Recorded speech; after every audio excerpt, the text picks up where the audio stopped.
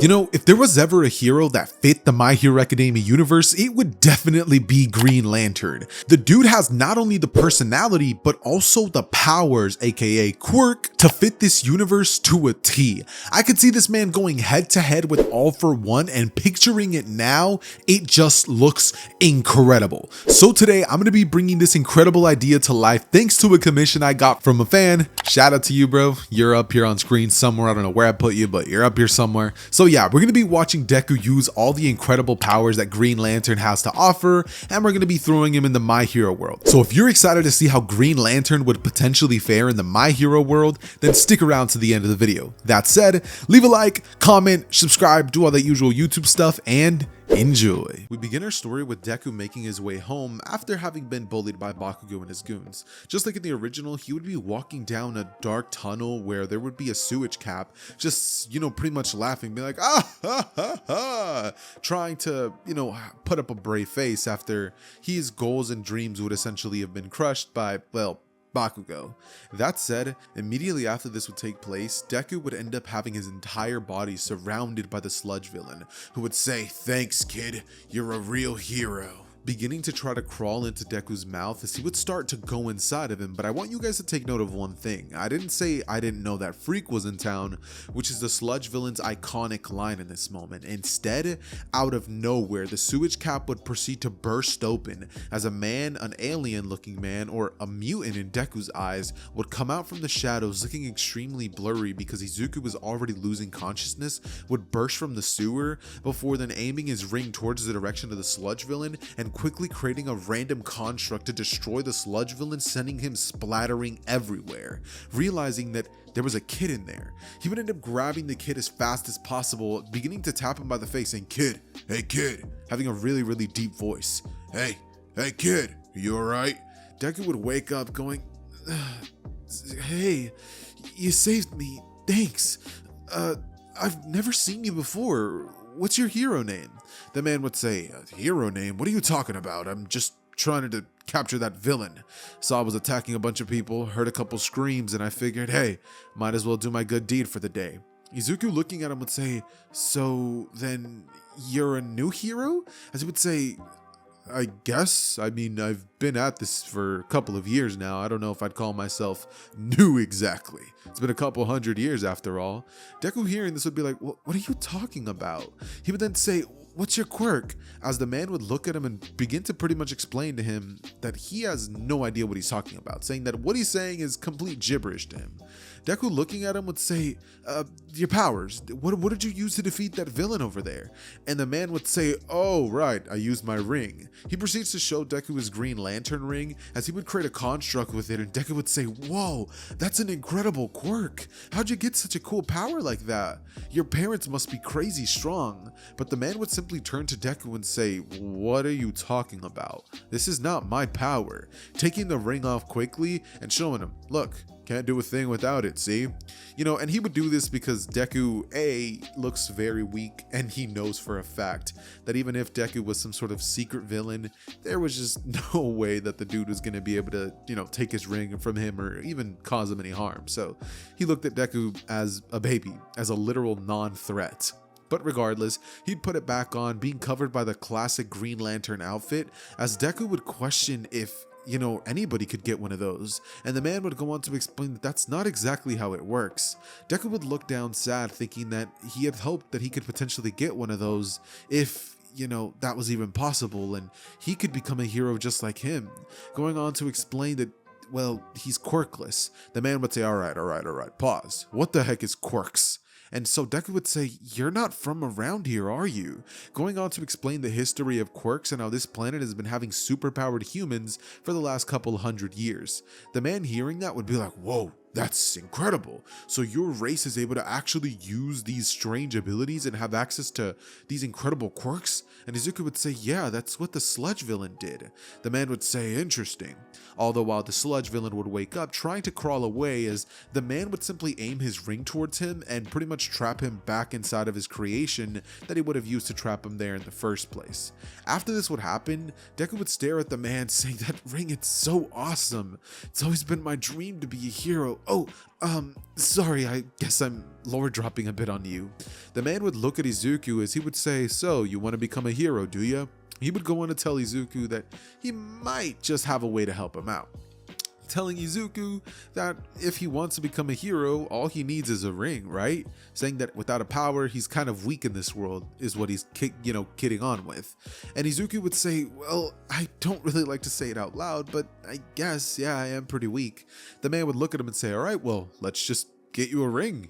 He would look at Izuku and just pretty much see his eyes. Like there's just a glow in them. There's just such genuine spirit. The eyes that he used to have back when he was a young kid and was given the opportunity of becoming a Green Lantern. So he would end up creating a green dome around them, which pretty much holds in oxygen, as he would begin flying up into the air, and Deku all too quickly would realize that he's out in the stratosphere and eventually space. He'd start freaking out going, whoa, whoa, whoa, how are we moving so fast? And the man would say, calm down, kid, we're barely even moving fast at all.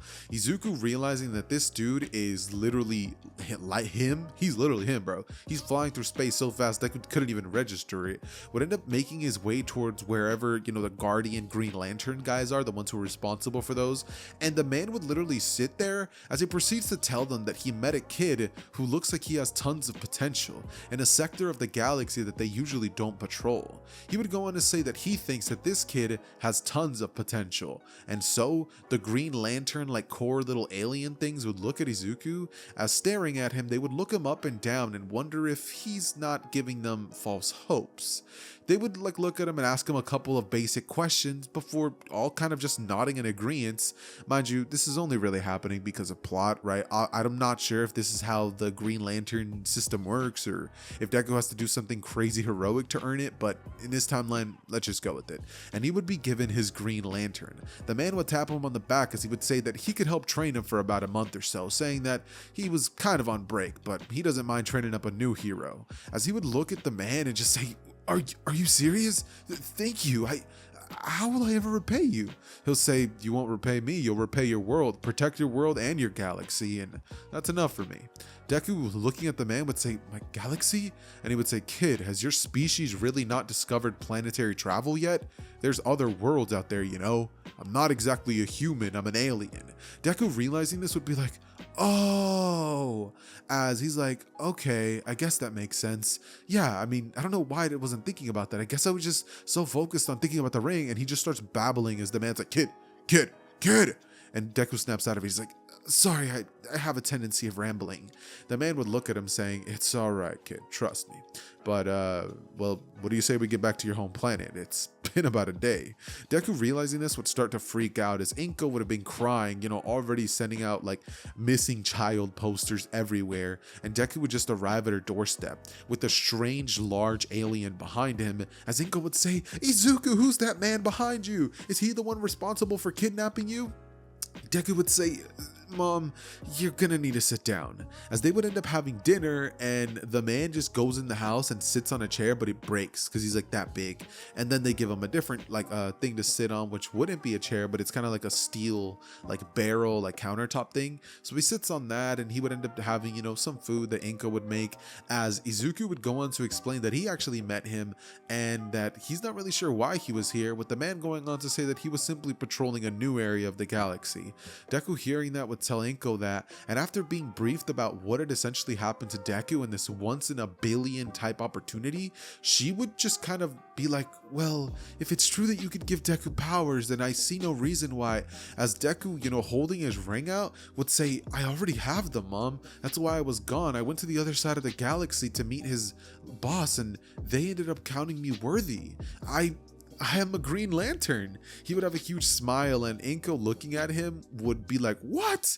You went to the other side of the galaxy? How's that even possible? Izuku goes on to explain that maybe one day, once he gets good with his ring, he'll show her. And she would say, well, I don't really understand it, Izuku, but you look great in that outfit. And if this is gonna help you achieve your goals, then I'm all for it. I support you 1,000,000%. Izuku, hearing this, would have a huge smile on his face as the man, seeing that Deku's mom is such a kind lady, would just simply smile, knowing that he definitely made the right choice. He would say, all right, well, I'm gonna start training your boy for about a month, so if it's okay with you, he's gonna be gone for a little bit. Inko, hearing this, would say, "What? What do you mean gone? You're not going to train him here?" He would say, "Nah, I have an entire side of the galaxy to protect, right? And while I might be off duty, there's a family that I got to get home to. So I'm going to be training him on my home world. After a month is over, he should be able to fly back here, no problem." And Inko would look at Izuku saying, Are you comfortable with this, Izuku?" He would look at her saying, "I guess. I mean, my only worry now, honestly, is school. I'm not sure how they're gonna take it." She would say, "Oh, I'll just say that we went on a trip and I'll excuse you. After all, it's not like you've used any of your days of absences." And Izuku, hearing this, would say, "So I can go?" Eyes wide and bright, looking at his mom with so much excitement and enthusiasm in him, as she would say, "How could I say no to you, Izuku?" She would proceed to hug him tightly as she would pack him a bag, giving him a bunch of snacks for a month's worth, different clothes, packing toothpaste, giving him a dental floss, a bunch of like soap, hygiene. And by the end of it, Deku's carrying this gigantic bag that he could barely even support on himself. He would make his way towards his planet of the man who would have helped them, which we're going to be calling him Rex. Yeah, let's call him Rex. I don't know anything. Now, let me preface something. I don't know anything about the Green Lantern Corps. In essence, I don't.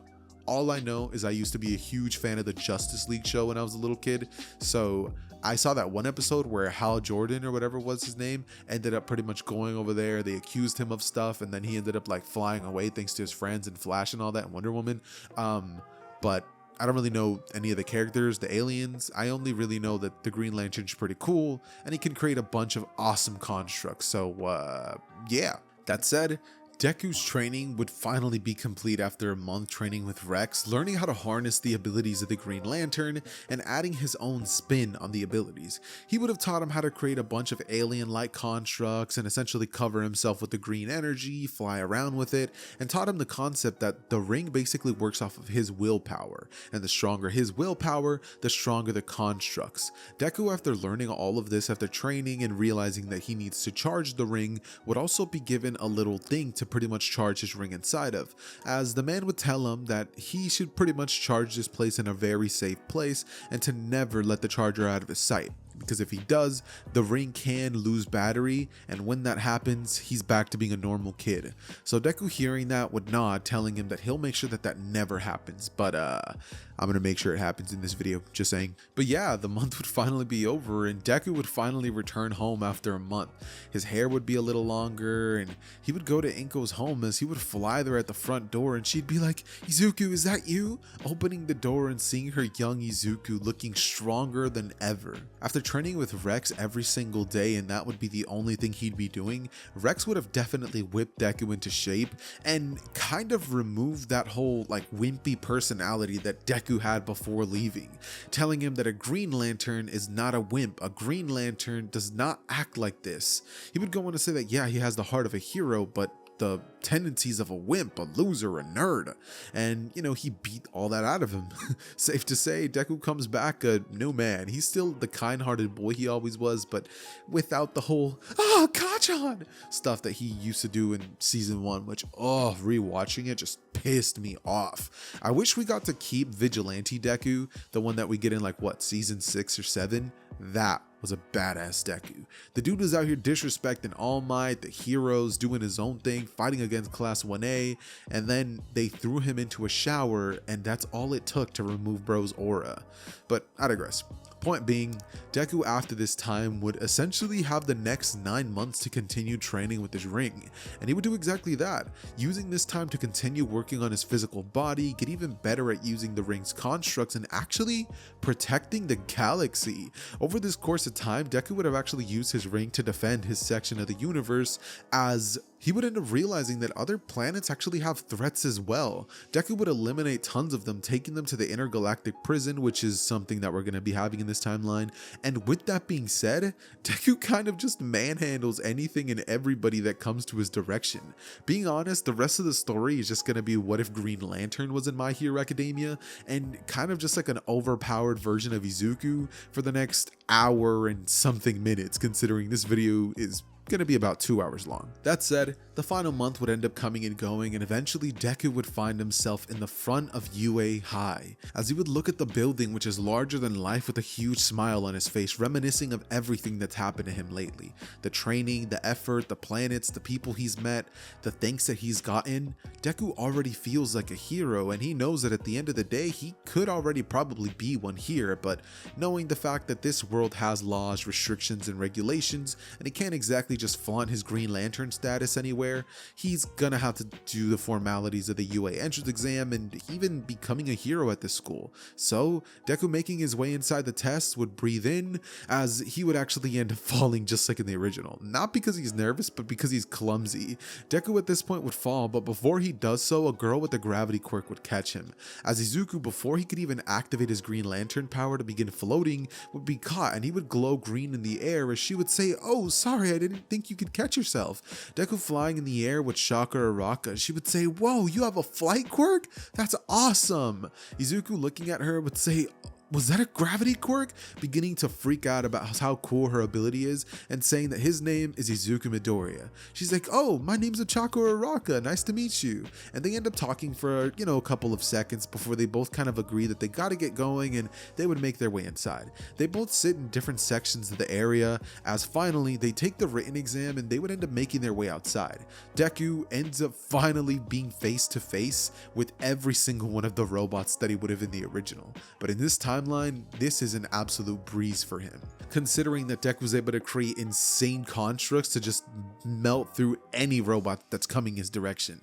If Deku truly wanted to, he could create robots of his own using his ring, and use those constructs to just go in there and absolutely decimate the robots. He could create gigantic baseball bats to just crush them, create a gigantic hand to, again, crush them, create a minigun which would shoot through, shoot real bullets at it and just destroy it, create a literal rocket launcher, create webs that are gonna pretty much end up catching them in one place, prisons which are gonna be holding them in place, or even creating a gigantic ethereal version of himself, which is kind of like a Susanoo that he could use to fight inside of. It's absolutely insane how much potential this Deku has with his Green Lantern ring. And this being a willpower thing, this version of Izuku would have ended up definitely having a lot of that. So he'd be an incredibly powerful Green Lantern with just 10 months of training under his belt. Deku would begin impressing every single one of the judges watching, as they would all be stunned by the power of the kid. They would wonder what his quirk is, but Nezu would say, well, on his file it shows quirkless. Maybe he unlocked this quirk recently and it's just this powerful. He would go on to say that maybe he never updated his listing, who knows, but whatever his quirk is, he's going to be a great addition to UA.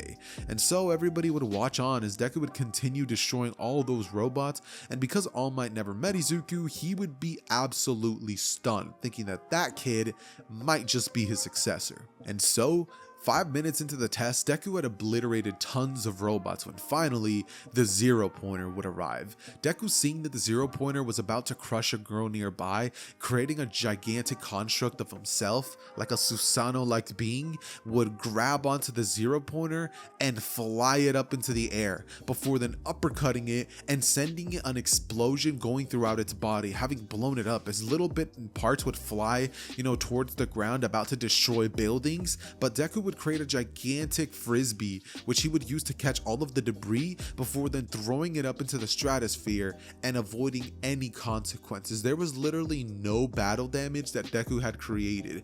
Deku had done everything that he would have done in this moment effortlessly. Well, not effortlessly obviously, but he would have made it look effortless, and he would have done such an incredible job not creating collateral damage, seeing as Deku definitely had done that to a couple of planets that he had practiced being a hero on.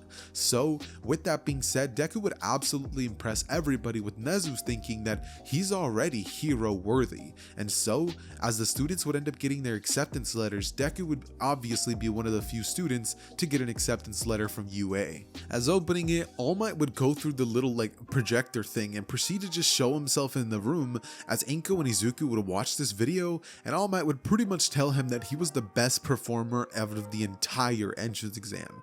Deku, hearing this, would have a huge smile on his face, as he would think that he's come so far. I was gonna say he's proud of himself, but that's kind of weird. Better way to put it is he knows the fact that he's come so far. And so, as the first day of UA would finally end up approaching, Deku would walk inside of his classroom being greeted to the side of Ida and Bakugo fighting. Deku seeing Bakugo in the class would end up realizing that of course he got in. I mean, he has a powerful quirk, as he would walk inside and be glared at by Bakugo. This, however, would have absolutely zero effect on Izuku. The reason for this being that Deku has already fought some very powerful beings out in space, and they gave him real death threats and real close call moments. Deku's not exactly going to be scared of somebody with an explosion quirk, especially not a teen who still doesn't have a full grasp of it. Bakugo at this point is pretty much nothing in comparison to Deku, and so he sits down at his seat with Bakugo continuing to glare at him and Deku simply smiling back at him. This would piss Bakugo off, who would begin to rush towards Deku, but before he can, Aizawa would stop him, saying, "Stop this. You're not going to be causing problems in my classroom on day one." As everybody would say, "Your classroom?" and they would all realize, oh, that's our homeroom teacher. Aizawa canceling Bakugo's quirk would tell him to sit down, as then he would go on to inform them to put these on and meet him outside. After everybody would leave, Deku would be among one of the last to do so, with Aizawa telling him not to start any fights in his classroom. No matter how much potential he has, he won't allow that. Deku would turn towards Aizawa, apologizing for whatever it is he did wrong, as he would make his way outside, and Aizawa would throw him the baseball, telling him that he needs him to throw that thing as far as he possibly can. Deku, taking hold of the ball, would question why this is, but ultimately decide that he's just going to use a basic construct. Izuku would go on to create a machine that can shoot balls really far, but it would be gigantic. It would be massive. And the second that Deku would insert it, the machine would send the ball flying thousands of kilometers. Not all around the world, but the thing ends up landing in like freaking America or something like that, right? So with that being said, the ball would have actually ended up burning up due to the speed that it ended up would have getting, and because it wasn't able to be tracked, Aizawa would pretty much just be stunned. It wouldn't get infinity, but it also wouldn't be able to be tracked. So with that being the case, Bakugo, seeing that Deku now had this new ability, would be pissed, saying, "Damn Deku!" before rushing at him trying to get some answers as to how he has this power quirk. But Aizawa once again would stop him, telling him that the next time that he even acts up in this classroom, he'll be sending him to the principal's office and expelling him, barring him from ever taking another hero school again. Bakugo, hearing that and realizing that yeah, he's on thin ice, would just glare at Deku as he would walk past him, shoulder checking him, and Deku would not really care about what Bakugo's doing, understanding how Bakugo is, how he has a short temper, and that he hates to be one-upped. So the test would finally happen, and after all of them would play out, with them being the 50-meter dash, Deku would just fly through that thing, acing it, getting speeds that Aizawa wasn't really sure should be normal. The grip strength, Deku would, not exactly use his ring there, getting a pretty average score. He has a decent grip strength, but nothing crazy. Standing long jump, he can fly. He clears that. Side to side steps, Deku would end up creating two bouncy projectiles after having watched, not projectiles, but like two bouncy constructs after having watched Mineta do his side steps. And then for the ball throw, he already went, so that doesn't matter. Then we have the last events, which are the push-ups, sit-ups, and toe touches. And Deku would doing pretty average on those. You can't exactly use your Green Lantern rings on that. So Deku would pass, not being among the top bottom three. And so with that being said, normally I'd be like Mineta's expelled because at the end of the day, honestly, he should be, but he's a comic relief character, and honestly, it gets kind of annoying remembering who exactly I expel every video. So with that being said, we're going to be saying that he passes still like in the original, seeing as Aizawa can see that he has some potential, not exactly zero. So everybody would pass, and after this day would finally be over, Bakugo would go up to Deku, asking him where the heck he got that power, saying that he must have been making fun of him this whole time, that he was just laughing behind his back, wasn't he? But Deku, staring at Bakugo, would say it's not like that, as Bakugo would say, "Quirk or no quirk, I'm gonna crush you, Deku. I'm gonna make you eat my dust." As Deku would watch Bakugo walk away angrily, and he would smile, being like, same old Bakugo. After this, we would end up getting the battle trial arc, and once everybody would finally finish their normal day of school, they would finally have their hero training class as the last period. That said, everybody makes their way inside and they would simply wait as All Might, the symbol of literal peace, would walk inside and begin to tell them that he's their homeroom teacher. The class obviously begins to flip out because come on, it's All Might. And so they would all end up being told about the fact that they're going to be taking part in 2v2 battles, with Tsuyu saying, "Isn't that a little advanced for our first day?" As All Might would say, the best way to learn is to be thrown directly into the fire. But don't worry, I'll be here watching as everything plays out, so none of you should have anything to worry about. It's UA High, so you won't get hurt too badly. Everybody hearing this would say, "Great, nice to know we're not going to get beat to death," as they would all end up drawing lots and finding out who their partners are as well as who their opponents are. In this timeline, we're still going to be having Deku be paired up with Uraraka, and his opponents are going to be the usual Katsuki and Tenya. So the battle would begin, and Bakugo, being as fiery as ever, would decide that he's going to start everything off by just lunging towards the direction of Izuku. Deku, seeing this coming from a mile away, would coat himself with this green energy as Bakugo would realize that his explosion had zero effect. Deku, turning towards the direction of Uraraka and also aiming his ring at Bakugo, would trap him inside of a green box that Bakugo had no way to see out of, and Deku would say, "Go to the bomb room, I'll handle him." He would begin shaking the box with Bakugo inside as he would begin to hit everywhere, as if he was inside of a car that just got into an accident. Bakugo, after being shaken up inside, Deku would release him, asking him if he's had enough, and Bakugo would say, "Damn it, Deku, you've been laughing at me behind my back this whole time and you thought I was gonna let you get away with it? There's no way." He would pull one of the gauntlet pins as he would aim it straight at the direction of Deku's face, but funny enough, Deku would simply cover himself with that energy as the explosion would backfire on Bakugo, and him being so close to it, it would actually ricochet, causing Bakugo to be sent flying back by his own gauntlet. Deku, seeing this, would go over towards Bakugo, checking him to see if he's okay, and Bakugo would obviously be fine, just knocked out. Deku, seeing this, would just think to himself, "Idiot, you'll never change. You're an incredible fighter, Bakugo, and still with that, you're gonna lunge in at me like this with absolutely zero strategy? I expected more from you, but whatever." He would fly off towards the direction of where Uraraka would be at, and entering the bomb room, Deku would simply cage Ida inside of his little green prism. Ida would try to break out, and everybody would simply note that that's an incredible quirk to have, as people would begin asking All Might what his quirk is on his registry, and All Might, looking towards them, would go on to pretty much explain that from what he's seeing, it's registered as quirkless. Everyone hearing that would be like, "Quirkless? That can't be right. I mean, just look at him. You can't do that without a quirk." But All Might, looking at them, would simply think, "I don't think that's true," as he would realize that most of Deku's power and energy seems to come from that ring of his. He would decide that after class would be over, he would talk to Izuku about that and about something else, as Deku would proceed to just win the event and then make his way into the room as everybody would watch him saying, "Dude, what's your quirk?" Deku would look at all of them saying, "Oh, I have a quirk that allows me to create creations. I never updated on the quirk registry though. I guess I just got too lazy." Everybody watching this would say, "That's awesome, dude. That's awesome. That's great. That's so cool." And Deku would smile, holding the back of his head, ruffling his hair, as All Might would go up to Izuku and say, "Young Midoriya, you've impressed me greatly with your skills. Mind having a chat?" And Izuku, hearing that All Might wants to talk with him after class, would say, "Really, All Might? I'd be honored." He would end up waiting as everybody else would leave the classroom, and All Might would sit there with him saying, "Look, kid, I need to be straight with you. Are you truly quirkless?" Deku, turning towards All Might, would say, "Yeah, I am." As All Might would go on to explain that that's good, saying that he's happy to hear that because he has a proposition for him. Izuku would go on to hear the truth about One For All, being told that All Might himself was thinking about making him his successor, saying that he has all the makings of a hero, the heart of a hero, and he already acts like he could be a top 10 hero from what he saw during the robot exam, plus what he just showed him facing off against Bakugo and Ida. He limited the destruction, and the only one that came about was against Bakugo. Plus, even when facing off against somebody extremely aggressive and aggro, he held back and didn't take things too far. He says that Izuku has the makings for a perfect hero, and Izuku, looking towards All Might, would say, "Wow, it's a lot to take in. The fact that quirks themselves could even be passed on is incredible. And you have that quirk?"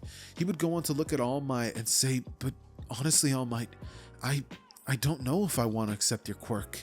I mean, obviously, yeah, I have no quirk, and the source of my power is this ring, but I don't know, I just can't help but feel like it'd be kind of wrong to take your power as well. All Might would say, I understand, young man. Well, I'll hold off on this for now until you make a decision. I understand this is a big deal. As Deku hearing that would look at All Might, smile, and say, thanks, All Might. Who knows, if there is ever a really incredible threat that I can't handle with my power, maybe it'd be kinda handful to use the power of the #1 hero on a battle. As All Might would say, that's the spirit, young man, telling him to go home and that he expects great things from him. Deku at this point would do just that, putting his ring to charge as he would pass out and the next day would come around. After this happens, they would have regular school, and the day after day after day would pass until finally, all the students would be making their way to the USJ event. Arriving after about 25 minutes, as they would end up getting all out and seeing this gigantic dome. Walking inside, they see different constructs. They see, mudslides. They see a boat that seems to be sinking in the water. They see a zone that's being completely pillaged by fire. And they would all begin to realize that they're going to be dealing with natural disasters. At this point, Aizawa would go on to tell them to hear 13 out, and she begins to explain what the USJ is. As, after her speech would be over, Kurogiri would end up arriving in the middle of everything. Also, after rewatching season 1 of My Hero, did Kurogiri's voice actor change? Because his voice sounds so much different in season 1 from the later on seasons, but I digress, that's not the point.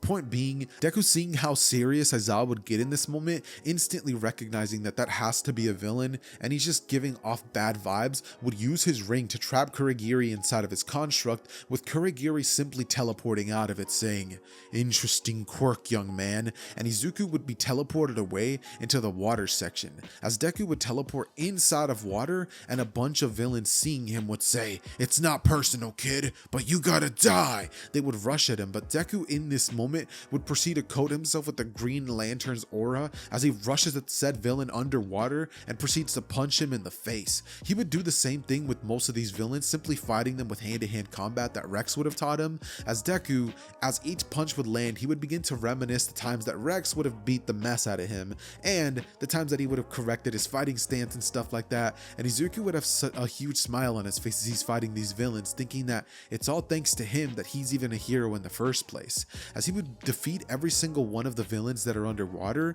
and save Mineta and Tsuyu, taking them back to where the rest of the class would be at, as he would fly above every single person and create a bunch of little construct robots which would all begin facing off against the villains nearby, helping out any single person who seems to be in trouble, Aizawa included, as Izuku would say, in brightest day, in blackest night, no evil shall escape my sight. Let those who worship evil's might beware my power. Green Lantern's light! As Deku would create a gigantic construct, shooting a bunch of not quirk bullets, but bullets at the direction of the villains. Now these bullets are not deadly, so they're not going to be like piercing through them and just instant killing them, but he would proceed to absolutely decimate them, as Shigaraki, realizing that all their efforts is being destroyed by some kid, would begin to scratch his neck profusely, saying, damn it, Nomu, kill the brat. The Nomu, hearing this command from Shigaraki, would quickly rush towards Deku's direction, screeching before jumping towards him, and Deku, seeing the Nomu coming at him, would create a giant baseball bat, sending him crashing away a couple of meters distance, as the Nomu would get back up and rush at Izuku's direction. Deku, realizing that the Nomu was incredibly powerful if it was able to tank that, would proceed to create a gigantic fist construct which he would use to punch it over and over and over into the ground. But Shigaraki, laughing, would say, you're wasting your time. The Nomu has shock absorption. There's no way that you'll be able to. Deku, hearing that, would say, the Nomu? You seem to talk about it as if it's not a real human, is it? As Shigaraki would say, it's not. That thing is a genetically modified beast that we created to kill the symbol of peace, All Might. Deku, hearing that, would smile, saying, that's all I needed to hear, as he would proceed to use his ring to trap Shigaraki inside of a box, before then flying towards the direction of the Nomu and trapping him inside of one as well. Deku would fly out into space, as Kurogiri, watching this, would be like, what is he doing? And Shigaraki would try decaying this construct he would have created, but it's just no use.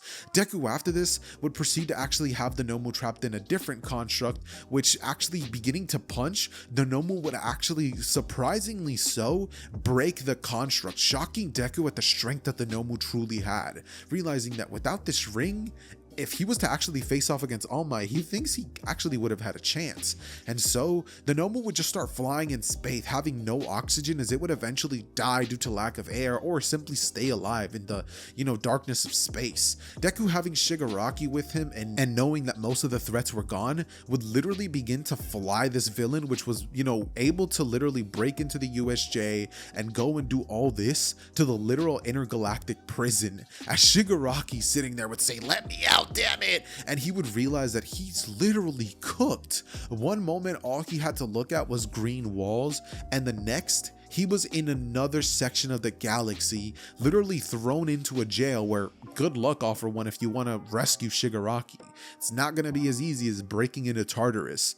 Deku would return back a couple of hours later as cleanup would still be going on, and Deku would be questioned by, by the authorities, asking whatever happened to Shigaraki.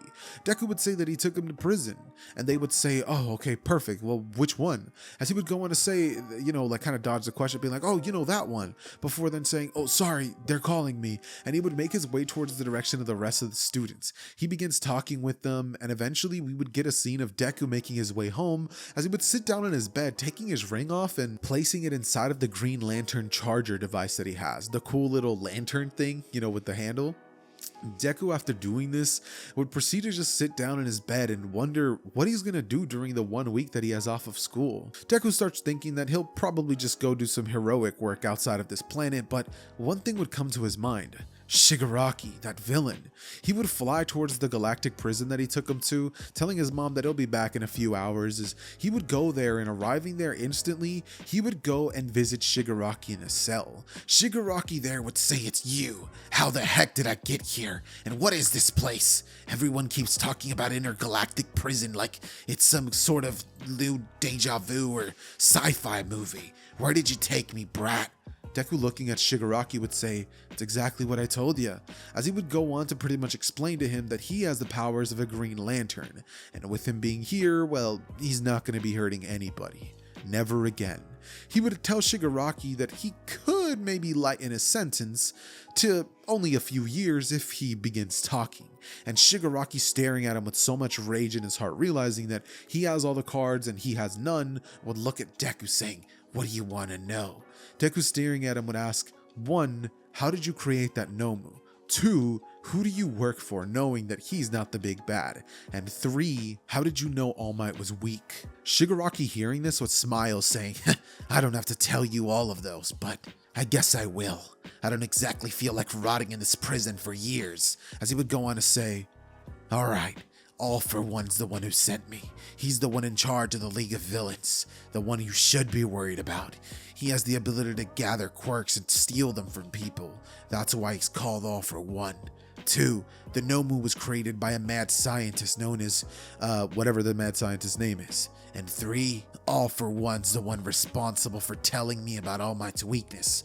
Though I'm not sure if I could believe it, not like I actually saw the symbol of peace in action.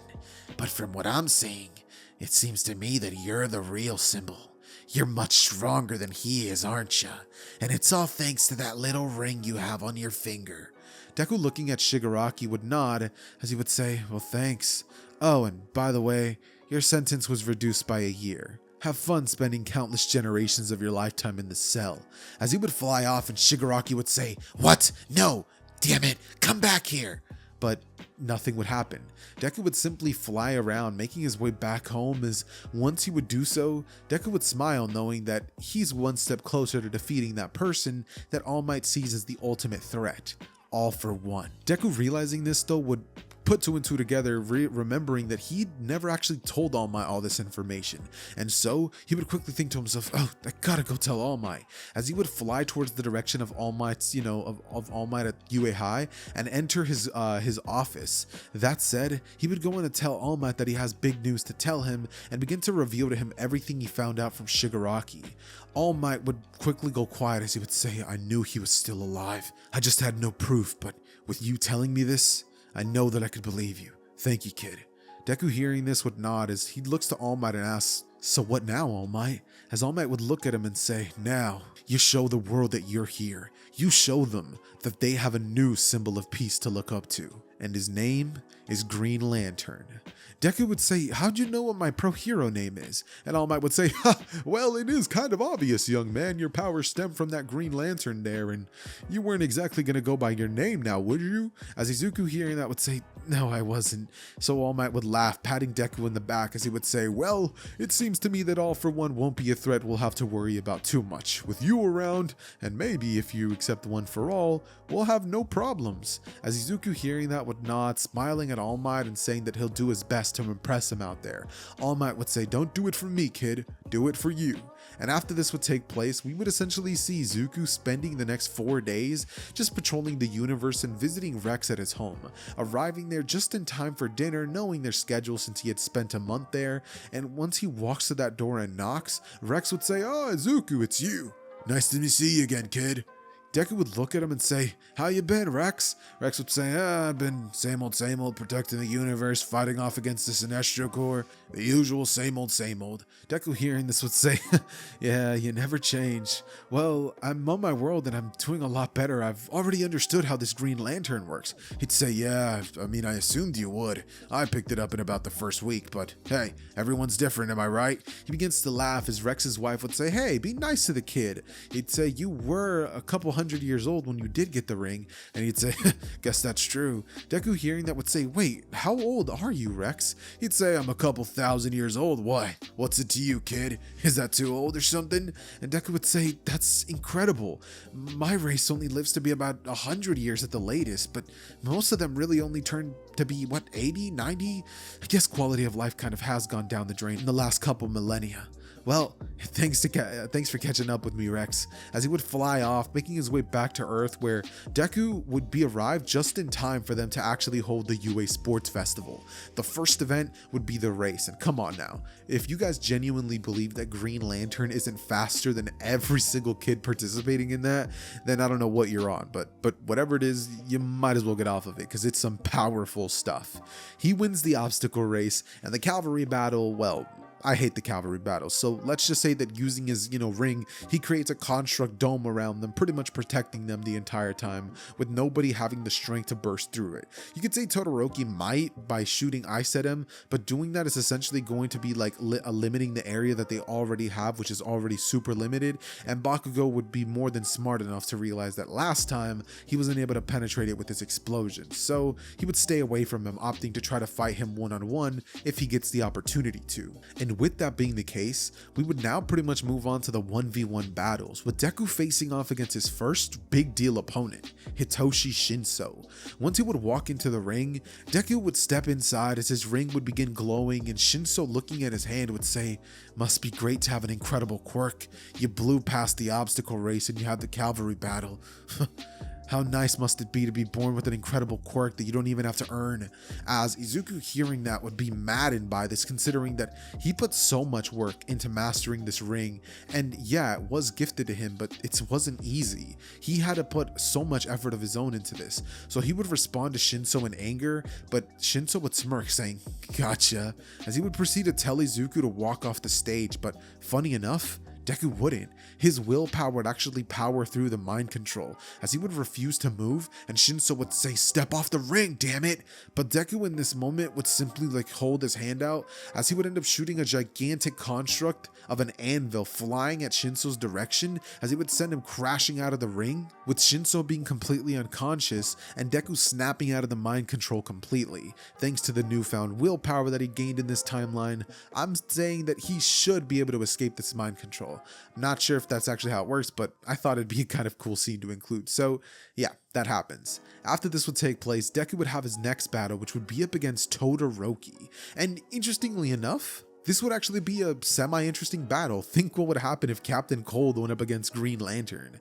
I mean, they're two totally different stratospheres, but still Todoroki could maybe shoot ice at him and create a little bit of a spectacle. So that's what Deku would do, opting to use this match as kind of entertainment for everybody. And so as the first iceberg would be shot towards his direction, Deku, using his ring, would proceed to cover himself in the energy, as inside of the ice it would begin glowing green before shattering everywhere, and Todoroki would be stunned. Izuku, looking at him, would hold his ring out as chain constructs would begin to actually wrap all around Todoroki, and he would end up asking him if he's ever been treated like a piñata. Todoroki would glare at him, thinking that he's taking him as nothing but a joke, and he would resort to his final methods, flames. Holding his hand out in a position where he could shoot flames at Deku's direction, he would shoot out his most powerful flame at him, but Deku would create a shield in front of him, blocking the flames as he would step closer and closer, putting a green blindfold on him, which would be created by his construct, as he would then create a baseball bat, and holding Todoroki up in the air, he would say, "Hey everybody, what kind of candy you think he's gonna drop?" with the speaker that he would have created. People would begin laughing as Deku would say, I'm kidding," as he would drop, Todoroki onto the ground, having not even injured him a little bit, and telling Todoroki that he put up a great fight, extending his hand out, which Todoroki would slap, telling him that he blatantly disrespected him. He would walk off angered at Deku, and then Deku would have his final match against Katsuki Bakugo. The two finalists would step into the ring as Bakugo would look at Deku and glare at him the whole time, saying, "This time things are going to be different, Deku.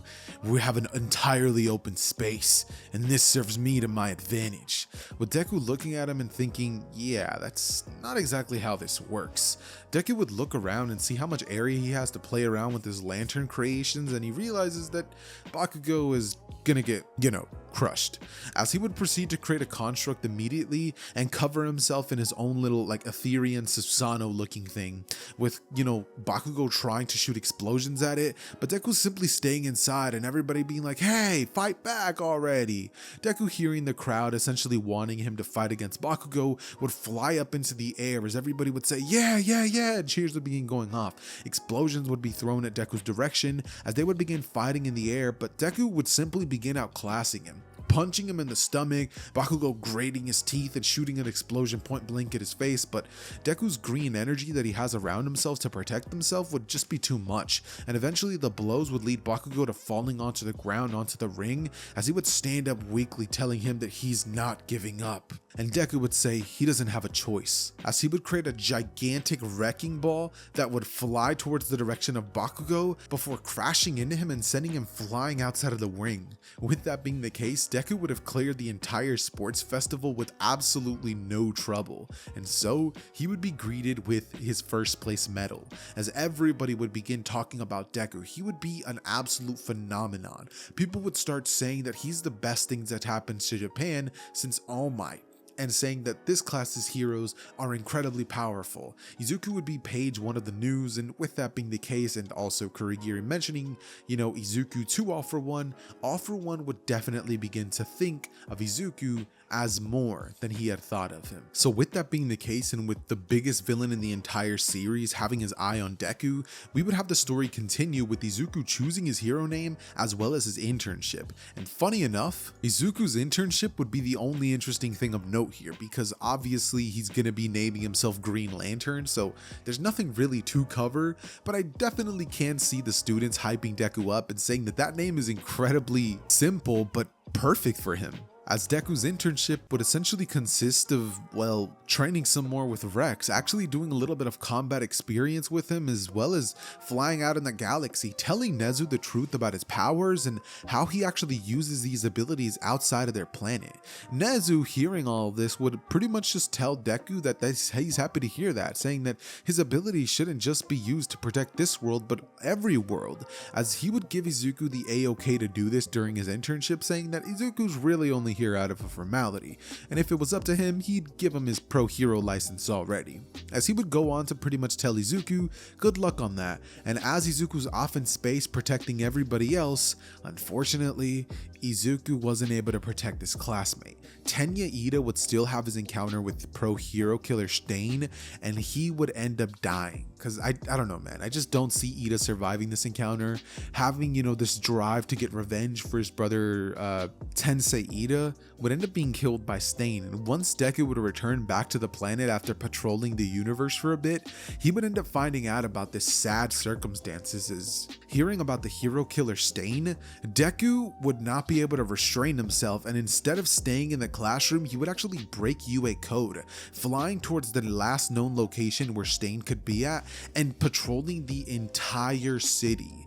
He would end up actually finding Stain, who would have actually currently been in the process of killing another hero, but Deku, seeing that Stain was about to do this, being angered, would create a jackhammer which he would proceed to beat into Stain with, knocking him out all in one construct, as Deku would trap him inside of a prison and send him straight to the galactic prison where he thinks that Stain belongs, having killed one of his classmates who he actually had gotten along with and had just started forming a friendship with.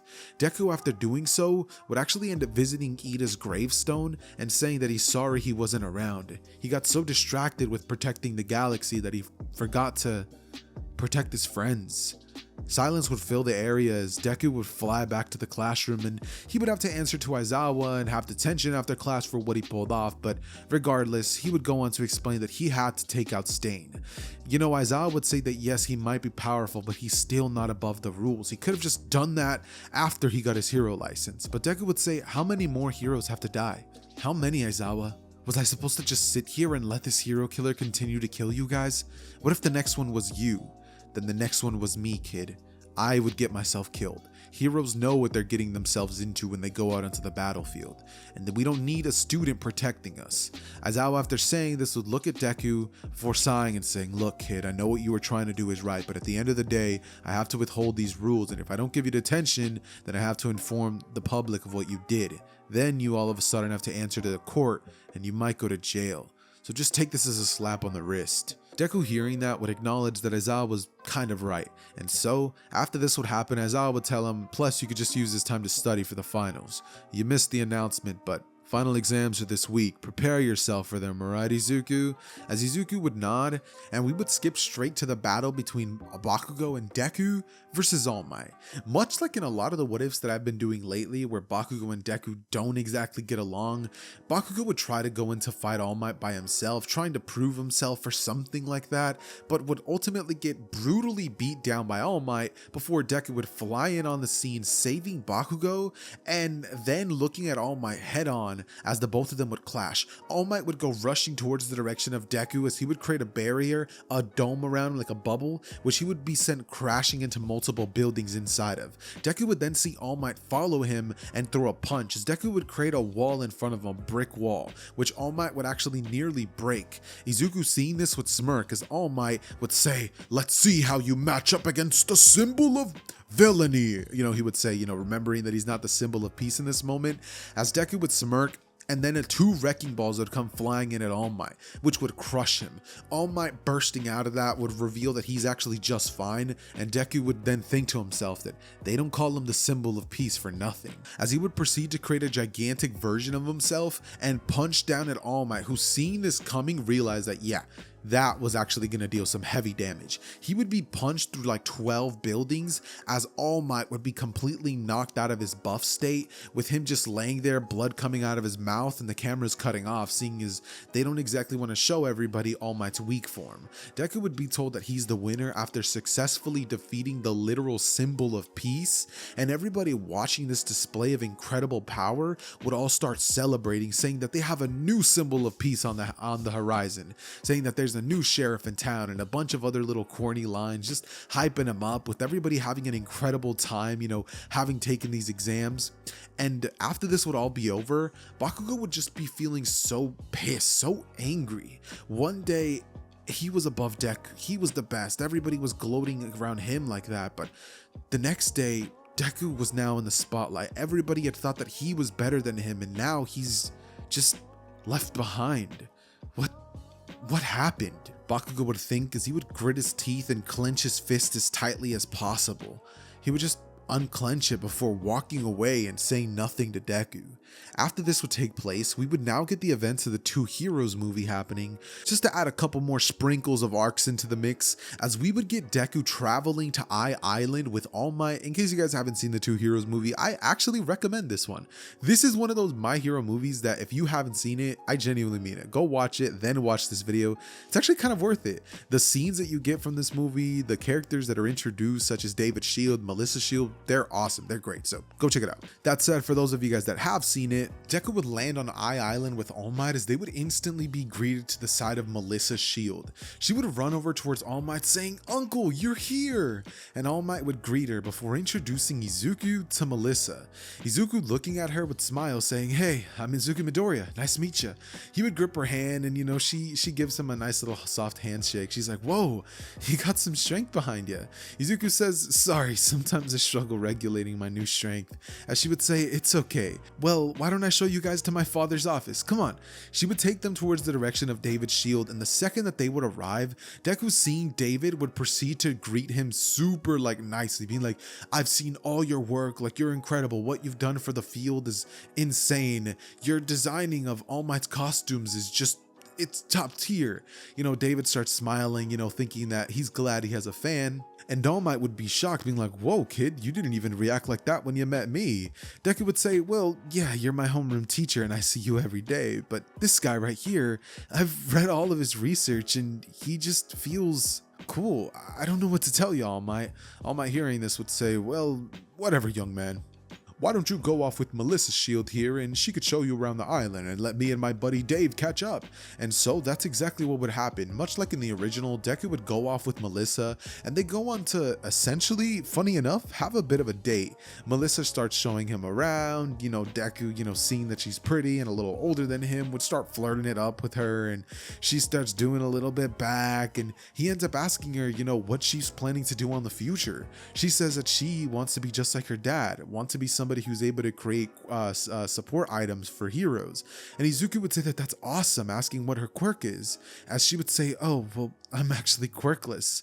Izuku looking at her would say, "What? Me too." As she would look at him and say, "But aren't you've been on the news. You're an incredible hero. I saw you." Deku would say, "Oh, right." Taking his ring off, as he would say, "This is the source of my powers." She would hold it and be like, "Whoa, this is incredible. So this is what you use to do everything you're able to?" As Deku would say, "Yeah, pretty much. I was selected to be part of the Green Lantern Corps." Kind of a long story, but to put everything a little bit short, I was given these powers and I've been training ever since. And she would say, "That's awesome. Well, I'm happy for you, Izuku." As he would put his ring back on and she would give him a big bright smile. She would go on to pretty much say that, "I guess they relate without that ring on, huh?" And Deku would say she has no idea. As they would continue having a nice little day, and Kaminari and Mineta, as well as the rest of the class, would finally catch up. They would really literally rush to Deku as they're like, "You've been spending this whole time with this beautiful girl." As Mineta's just so jealous of Deku, and Deku's like, "Hey, back off, man, that's mine." As Mineta's like, "Oh, so lucky, such a powerful quirk and a amazing girl." As he okay, I might have overplayed the part, but you get the point. Eventually, we would finally have the main incident occur, as eventually it would turn nighttime and the villains would start to actually attack the heroes. The defense system and security bots would go crazy, as they would end up going against the people and they would use them as hostages to get what they want.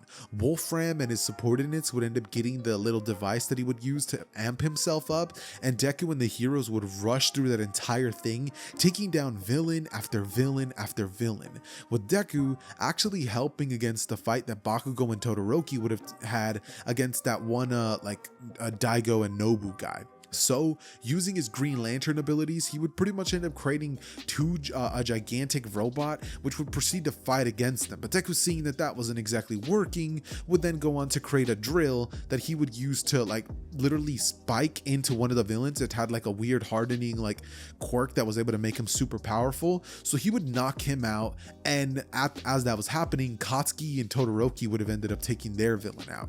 After this happens, Deku would fly up towards the area where the defense could control system stuff was at, and going up there instead of Mineta, he would hold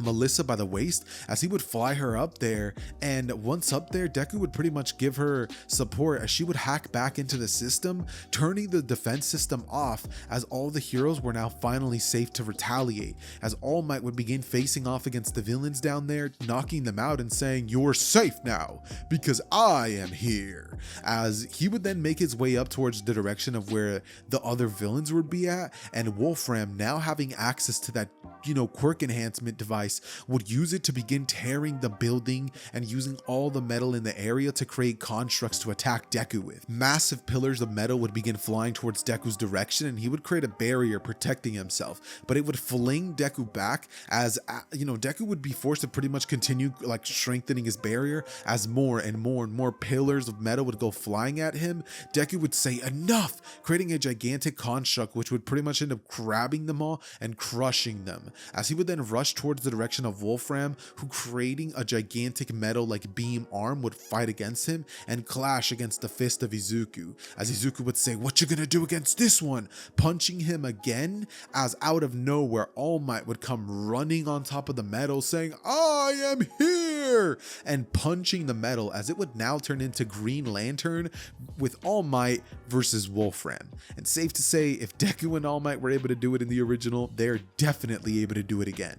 They would defeat the villain quite easily, and after everything would be all said and done, Deku would fly towards Melissa, asking her if she's safe, as she would say, "You sure do seem to care a lot about me. It's almost like you want to make sure I'm safe."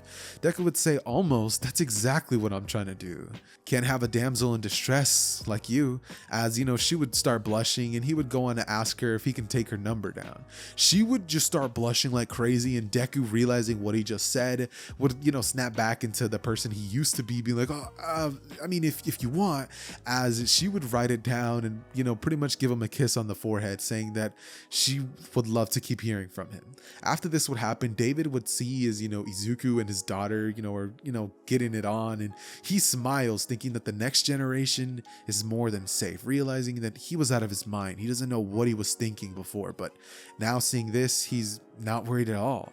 After this would happen and the movie events would be over, the students would begin the forest training camp arc. This would all begin with the students being seen facing off against Pixie Bob's, like little monsters that she can create out of dirt, which, speaking of, is a really overpowered ability. If she had access to this during the war arc, she would have been way more helpful than, had she not had this quirk, but I digress. Point is, the students would proceed to maul through them and eventually make their way towards the training camp, where they would start training, and we would get about 4 to 5 days where everything's honestly just going smoothly.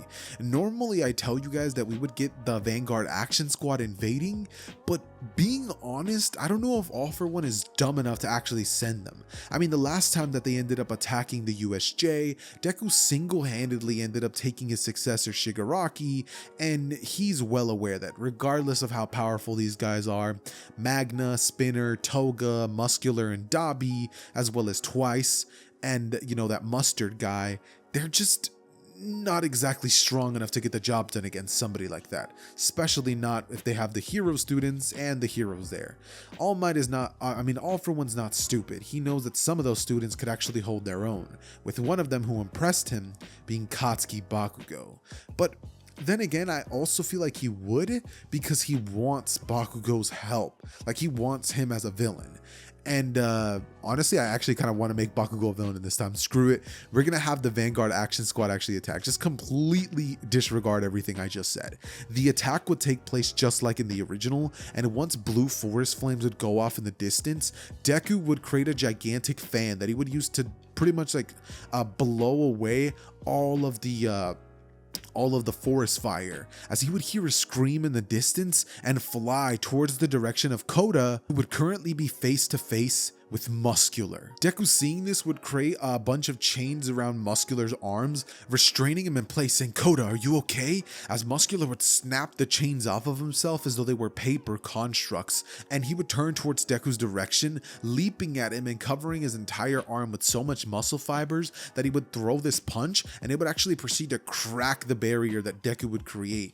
Deku, seeing this, in an instant would jump back, creating a minigun as he would begin shooting tons and tons of bullets at Muscular, who would rush in towards his direction, but Deku, noting that he's a close range fighter, would simply fly up into the air, proceeding to continue to shoot at Muscular with these bullets, which yeah, they're wearing him down, but Deku, realizing that he needs more than this, would actually create a rocket launcher, with Koda being impressed with Deku's abilities to use all these weapons and constructs, as he would shoot a gigantic explosion at Muscular, which would actually send him crashing into the building. After this, Deku would create a gigantic wrecking ball once again, sending it at the direction of Muscular, which would cause him to be embedded deeper into the mountainside, and he would be crashing as he would fall into unconsciousness, and Deku, grabbing onto Koda, would fly toward Aizawa, dropping him off before rushing into the forest and finding the rest of his friends. He would find every single person there except for Bakugo, because he had been taken by the villain Mr. Compress, and a portal would open with Deku seeing it from a distance and flying in at light speed, but just like in the original, he would barely miss it, and so Katsuki Bakugo would be sent with the villains, who would actually begin to try to turn him into one, which would ultimately fail, because at this point, they don't even have their leader Shigaraki. But that's a good thing, because once Bakugo would actually be there, All For One would personally talk to Bakugo himself, telling him that being a hero, he's always gonna live in the shadow of another person. As Bakugo would say, "What? You talking about that freaking loser Deku? He's nothing and he'll never be anything. Yeah, he has a fancy quirk, but I'm gonna train and get stronger than him, and then we'll see who the #1 hero is. And I'll even blow that stupid mask off your face too while I'm at it." As Bakugo would look at him and have his usual bravado, but All For One would actually tell him that what if he had a way to help him with that? What if he had an ability that could help him out with everything that he's asking for? All For One would go on to explain to Bakugo that he could give him the power that he's searching for, and Bakugo, hearing this, would actually have his attention caught, as he would go on to explain to him that he saw the UA Sports Festival. He tried his absolute hardest to defeat Izuku, but he couldn't even land a scratch on him. How does he think he'll fare the next time they go off against each other? It won't be pretty, he would say, as he would tell Bakugo that he has something that could make him instantly 20 times stronger. He could give him another quirk. Bakugo, hearing this, would realize that this guy is dead serious, as he would then actually start being enticed by the idea, and ultimately, Bakugo would be left there with a choice. Will he join the League of Villains and accept this newfound power, or will he continue being a hero? And because I already said that I wanted to make him a villain, you guys know what's gonna happen. He joins All For One, deciding that he would rather have revenge more than anything else in this moment. Plus, that power was just too enticing. Eventually, the heroes would end up arriving and saving Bakugo, but funny enough, once they would do so and All Might would end up restraining everybody else, as Bakugo would be sitting there by the villains, Bakugo would look at All Might as he would go and say, "All Might, you're here," as, you know, he acts as though he's grateful for them saving him, before then a portal would open and All For One would step through. It'd be at this point that we would end up getting the battle between All Might and All For One play out, as All Might would actually end up doing pretty decently well, when suddenly Bakugo would step into the battle, flying in towards the direction of All Might, as he would blast an explosion that would stun All Might to his core. Bakugo had been given a quirk called Adamantian Bones, which essentially allowed his bones to go from the normal state to now the hardest metal in the world. Matter of fact, in like existence. And these Adamantian Bones made it so that Bakugo was able to use much more explosive firepower than what he was able to use before. Because remember, Bakugo could use his insane explosions, but they still had recoil damage on him.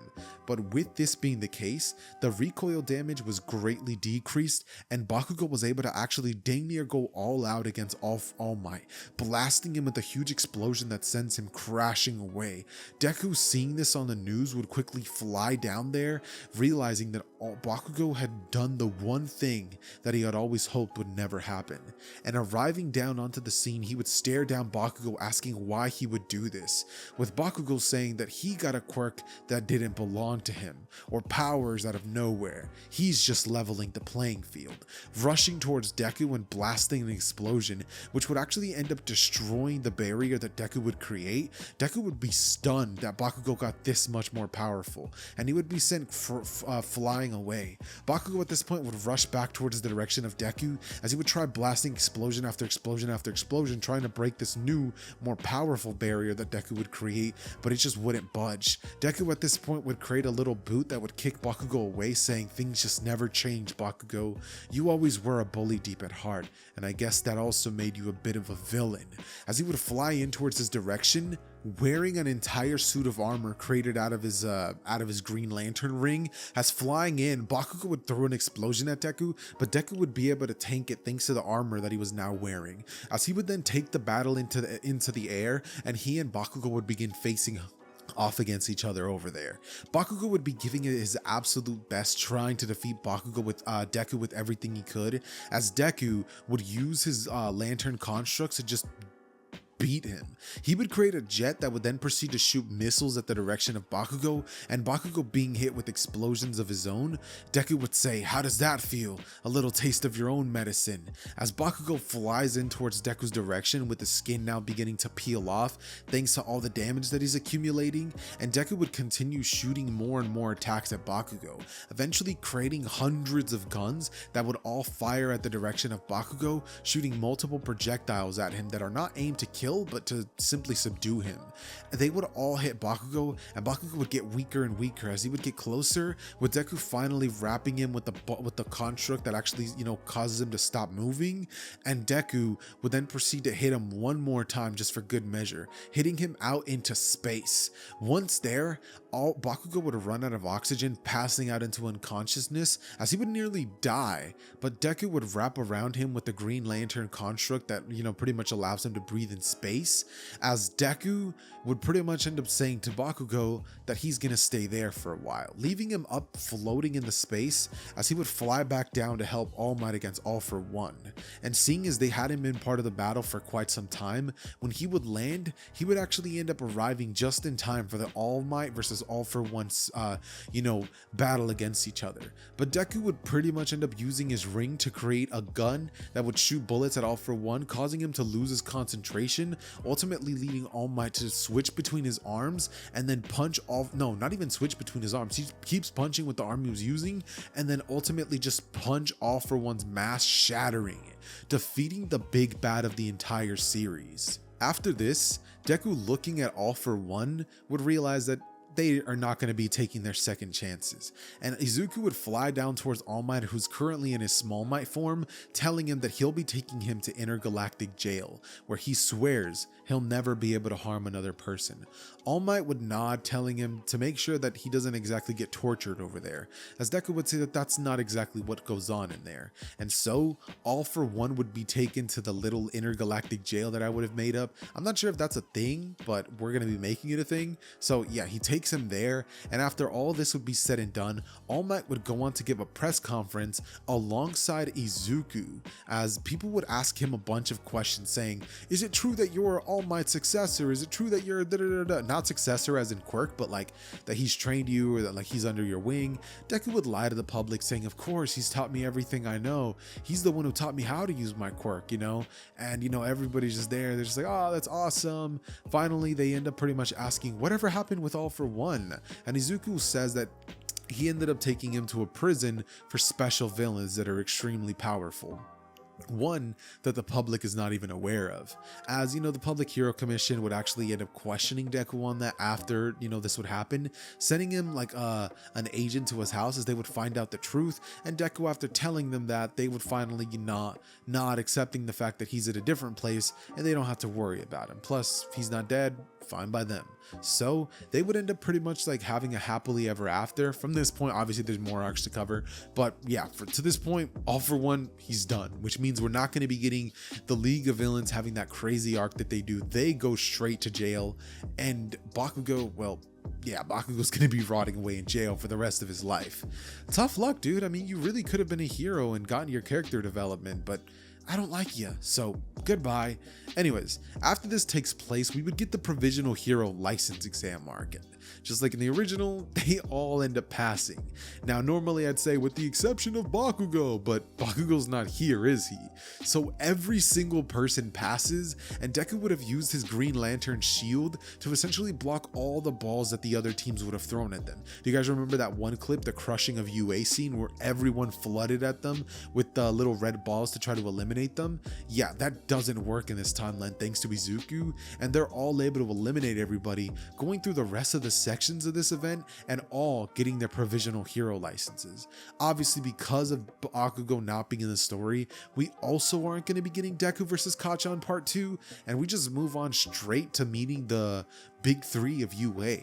Mirio, that one guy, Tamakichi, I think that's his name, the guy who can like create like animal parts on his body, and Nejire, they walk into the class, and Deku would just be sitting in the back texting his girlfriend Melissa. Things definitely would have become official after a bit of time, but yeah, he'd be texting her saying, hey, gotta go, class is about to start, and she would just be like, all right, love you, bye. She's like, come visit me after school, and he's like, of course. And so we pretty much end up getting, Mirio come in and be like, hey guys, like, I'm Mirio. I kind of forgot how this arc has gone, honestly. It's been so long since I've seen the overhaul arc that I might even need to refresh my knowledge of it, because if I don't, I'm probably not going to end up being able to cover this arc to the best of my abilities. So yeah, with that being said, Mirio would proceed to face off against every single member of Class 1A, and using his phasing ability, he would face off in a 1v1 battle with Deku after defeating every other student. Curious to see how he stacks up against the fabled new #1 hero.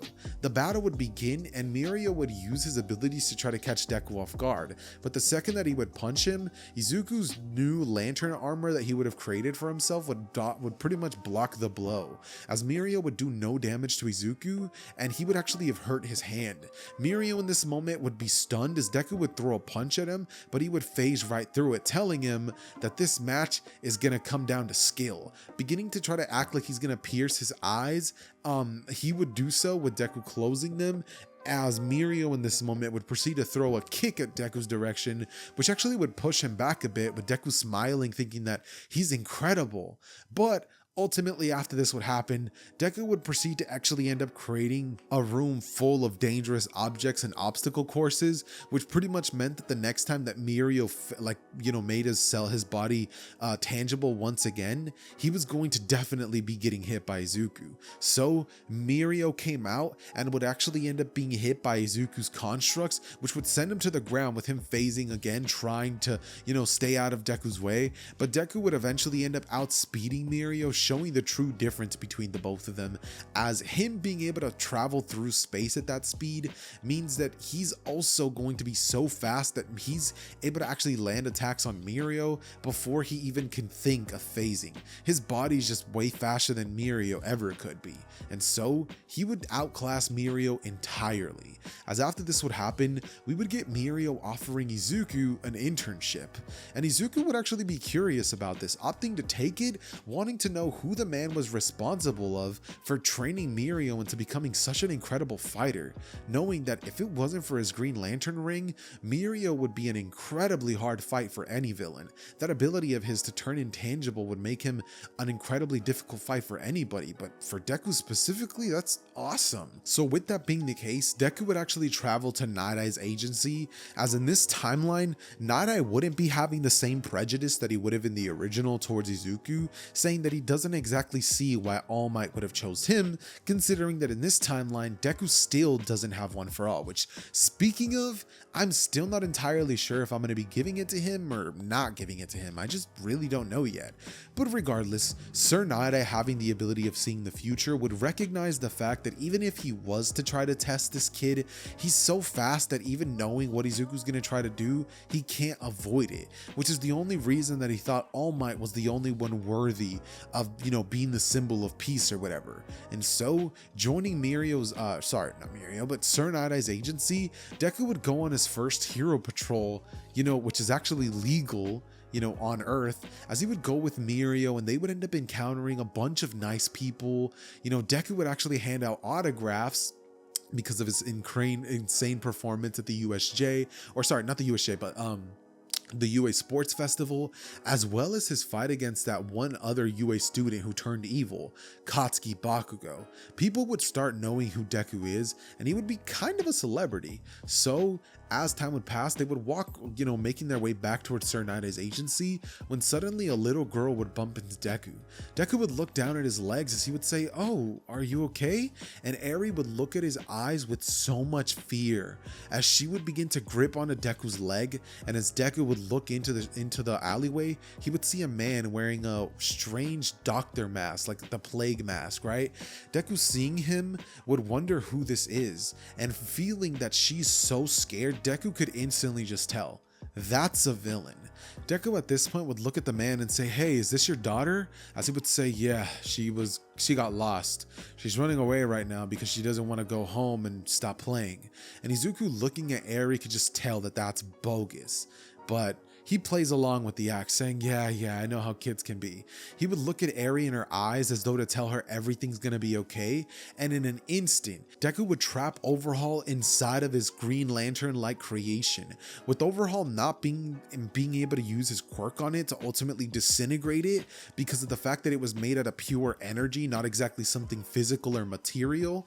And so the dude Overhaul literally gets like villain of the week, no diff. Like, the dude is just destroyed, because obviously we know that Overhaul is a powerful villain for the My Heroverse, but he really wouldn't be too much of a threat for Green Lantern in my opinion, just due to the nature of his powers. I think he would have been had I allowed Overhaul to use his power on the buildings and stuff and maybe like affect other people around him, so he had to try to protect them. But because Deku acted so fast, wanting to get this over with fast so he could save the little girl, things didn't play out that way. And so he pretty much ended up throwing another villain into his intergalactic prison, where Overhaul was now left with nothing. No Eri, no quirk, no nothing, Plus he would be getting picked on by the other prisoners, which is something that Overhaul, All For One, Shigaraki, Bakugo would all have to deal with. A bunch of different aliens that are much stronger than them would be there at this prison, and it's not exactly a pretty time for them. That said, without the presence of Overhaul there, a couple of days later, they would end up raiding the Shisaki house to try to see if they could find anything more about the villain and what he was actually doing with Eri. And once they end up finding out the truth about Overhaul, Deku would be pissed, knowing that Overhaul is literally like the incarnation of evil.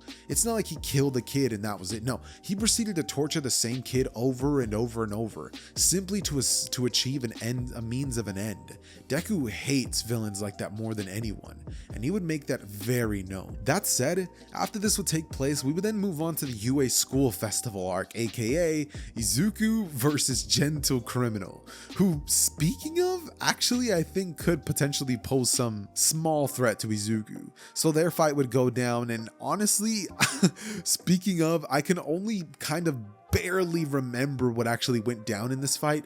I haven't seen this section of My Hero in like 3 years, guys. Like, I know I cover it all the time, but seriously, it's, this is the part of the story where I just never get to. Whenever I rewatch it, I usually stop around the Stain arc, which I definitely am going to rewatch it recently. I've actually been doing that with my girlfriend, pretty cool stuff for me.